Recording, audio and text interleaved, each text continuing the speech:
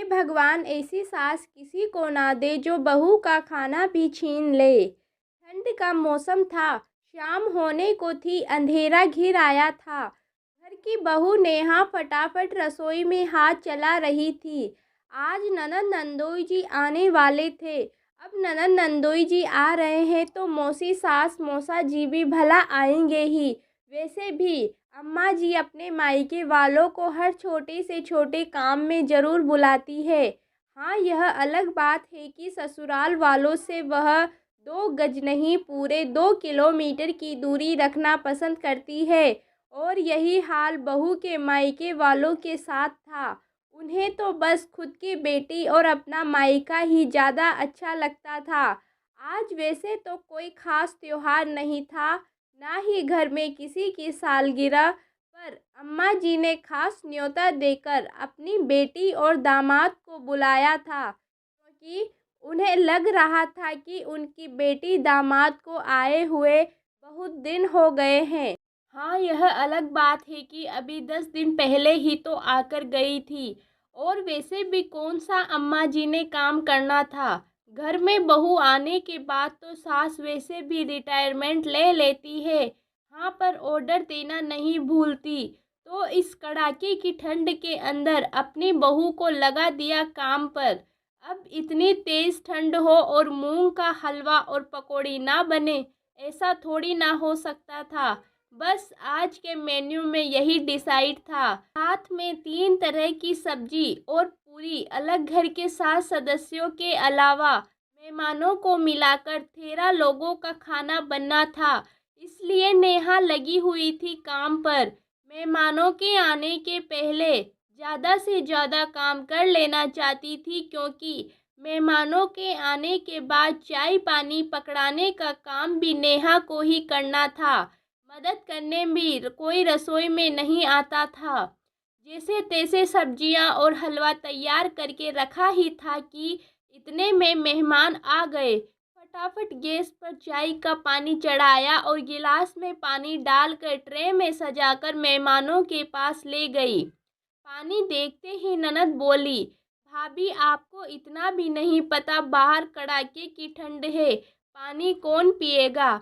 आप तो फटाफट चाय ले आओ।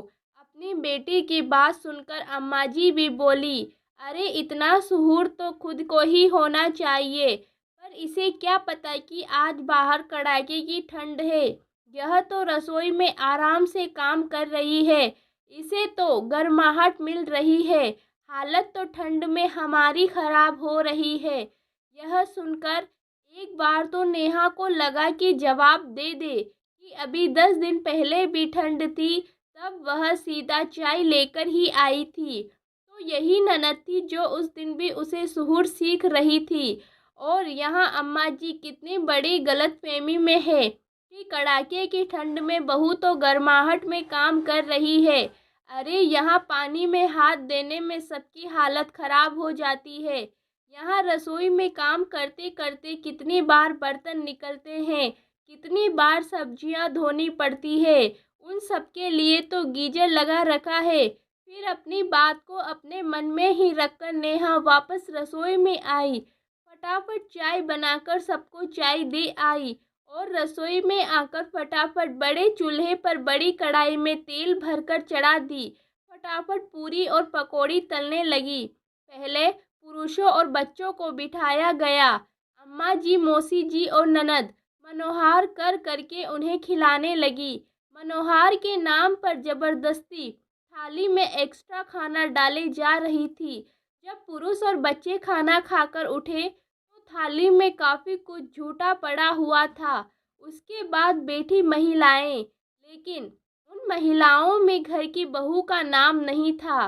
अम्मा जी बड़ी मनोहार कर अपनी बेटी, बहन और भांजी को खाना परोस रही थी।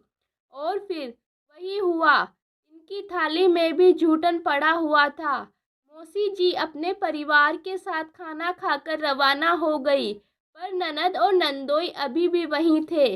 अभी नेहा का खाना बाकी था। इतने में अम्मा जी ने नेहा को आवाज़ लगाई, अरे बहू, थोड़ा खाना अपनी ननद के लिए भी बांध देना। कहाँ सास ससुर और देवर के लिए जाकर खाना बनाएगी। नेहा ने खाने के बर्तन खोलकर देखे तो खाना इतना बचा ही नहीं था, पर अब अम्मा जी बोल चुकी थी तो थोड़ा बहुत तो खाना पैक करना ही था, इसलिए थोड़ा थोड़ा अपने लिए निकाल कर बाकी का सामान उसने पैक कर दिया। इतने में अम्मा जी रसोई में आई और पैक किए हुए खाने को देखकर बोली, अरे इतना सा खाना ही पैक किया है, इससे तो सिर्फ 2 लोगों का पेट भरेगा। तुझे अंदाज़ा नहीं है क्या, या फिर पकवान अपने माँ बाप के लिए रख लिए हैं। अम्मा जी की बात सुनकर नेहा बोली, नहीं अम्मा जी, खाना इतना बचा ही नहीं, ख़त्म हो गया है। अरे इतने सारे लोगों का खाना बनाया था, ख़त्म कैसे हो गया? मेरे हाथों से तो कभी ख़त्म नहीं होता था। इतने में अम्मा जी की नज़र उस थाली पर पड़ी जिसमें नेहा ने अपने लिए थोड़ा थोड़ा खाना निकाल कर रखा था। उसे देखते ही अम्मा जी के माथे पर सिलवटें आ गई और नेहा को डांटते हुए बोली, अलग से खाना क्यों निकाल रखा है? अम्मा जी, मैंने अभी तक खाना नहीं खाया है, तो मैंने अपने लिए खाना निकाल दिया और बाकी का पैक कर दिया। तेरे बाप के घर से लाई थी जो खाना निकाल कर अलग रख दिया। अरे घर की बहू वह होती है जो अपने ससुराल वालों की इज्जत के लिए कुछ भी कर जाए। एक दिन दूध पीकर नहीं सो सकती थी, चुपचाप से खाना पैक कर दे, मैं बाहर बोल चुकी हूँ। अब तो यह खाना बिटिया के घर ही जाएगा। अम्मा जी की बात सुनकर नेहा हैरानी से अम्मा जी को देख रही थी। कोई औरत इतनी निष्ठुर कैसे हो सकती है? बेटी ससुराल जाकर खाना ना बनाए, उसे परेशानी ना हो, पर बहू की भूख से इन लोगों को कोई लेना देना नहीं था। नेहा देखते ही रह गई और अम्मा जी ने वह थाली भी साफ कर पैक करके दे दी। जब तक नेहा पूरी तरह से होश में आती, तब तक ननद रानी खाना लेकर जा चुकी थी। पर नेहा उन लोगों में से नहीं थी जो चुपचाप रह जाए। बस उसने इस तरह के व्यवहार की उम्मीद नहीं की थी। घर के बाकी सदस्यों को तो पता भी नहीं था कि खाना ख़त्म हो चुका है। अम्मा जी तो थकावट का बहाना कर अपने कमरे में जाकर आराम करने लग गई। अभी सब सोने की तैयारी कर ही रहे थे कि इतने में डोर बेल बजी। सब हैरान रह गए कि इस समय कौन आया। खुद बाबूजी ने जाकर दरवाज़ा खोला तो सामने एक लड़का खड़ा था। उसने बाबूजी से कहा, मैं डिलीवरी बॉय हूँ, आपके घर से खाने का ऑर्डर था।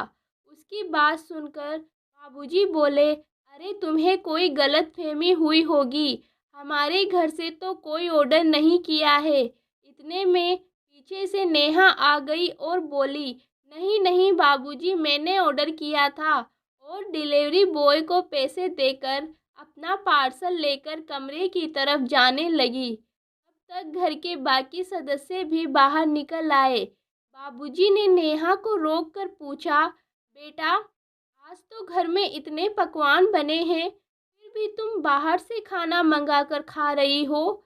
उनकी बात सुनकर नेहा ने अम्मा जी की तरफ देखते हुए कहा, हाँ बाबूजी, पकवान तो बने थे पर घर की बहू के लिए नहीं थे। चाहे खाना मनोहर के नाम पर कूड़े में फेंक दिया गया हो, पर बहू के लिए थोड़ा सा खाना छोड़ना ठीक नहीं समझा। अपनी इज्जत के नाम पर बहू को दूध पीकर सोने के लिए कहा जा रहा है, पर मैं समझौता करने वालों में से नहीं हूँ। मुझे भूखे पेट नींद नहीं आती और दूध से मेरी भूख नहीं मिटती।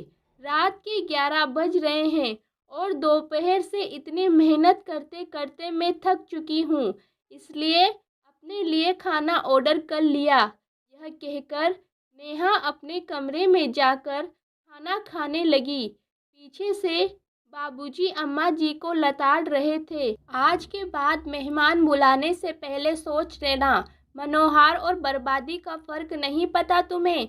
खाना पेट भरने के लिए है, फेंकने के लिए नहीं है। कितना खाना तुमने मनोहर के नाम पर बर्बाद कर दिया।